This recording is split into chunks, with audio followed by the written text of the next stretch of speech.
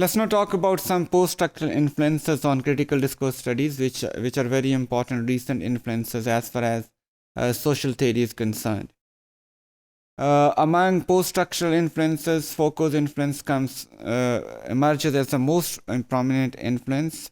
Besides him, the influence of Laclau and Mouffe have been very important. But speaking frankly, Foucault's influence probably has been the most dominant one. Later in his works, Foucault sees discourse as something joining power and knowledge.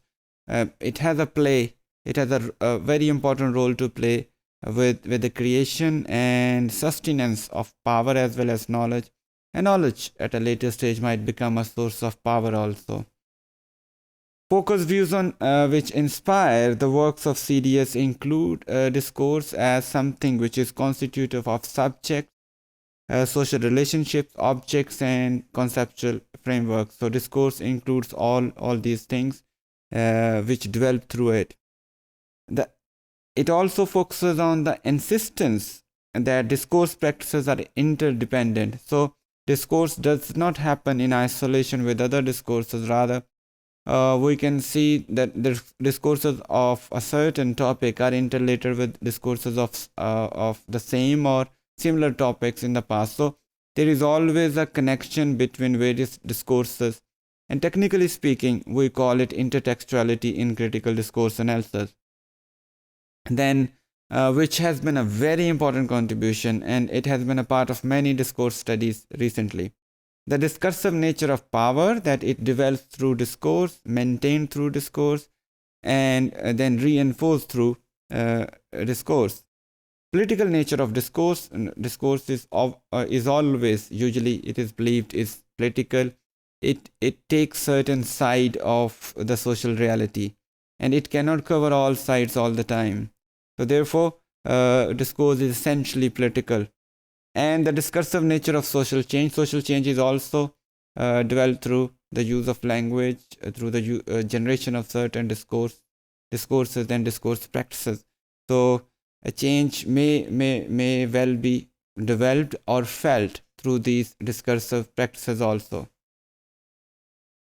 As well as the notion of order of discourse, which comes to us through Foucault, is also a very important contribution, in which we see, as Fairclough defines, order of ways of meaning making through particular combinations of genres, discourses, and styles in particular social fields. So by combining various genres and social relationships, we do look into the process of meaning making, and that gives us an idea about order of discourse, or the orders of the ways of making meanings.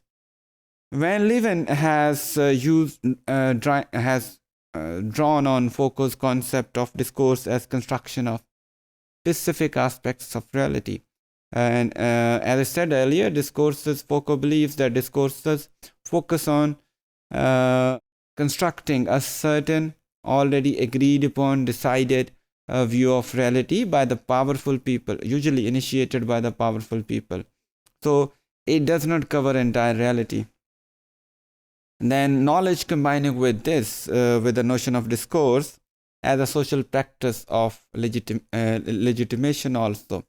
It legitimizes the actions of the powerful sections of the society. The influence of Laclau and Mouffe are also very important, and they can be felt in their thoughts, which provides us a system of relation between elements, various social elements, how those social elements can be interconnected, and how could they be understood through a meaning-making process. Then they also talk about that these elements cannot gain their meaning from anything extra discursive, and such thoughts obviously deny or discourage the separation between discursive and extra discursive. And it is believed that they coexist and they contribute to the meaning making of the meaning. This notion of discourse emerges through articulations of certain viewpoints, certain ideologies, by using certain discursive strategies, and establishment of relationships between radically contingent elements of a social world. Various participants in social life, how they could be related by various social or discursive practices.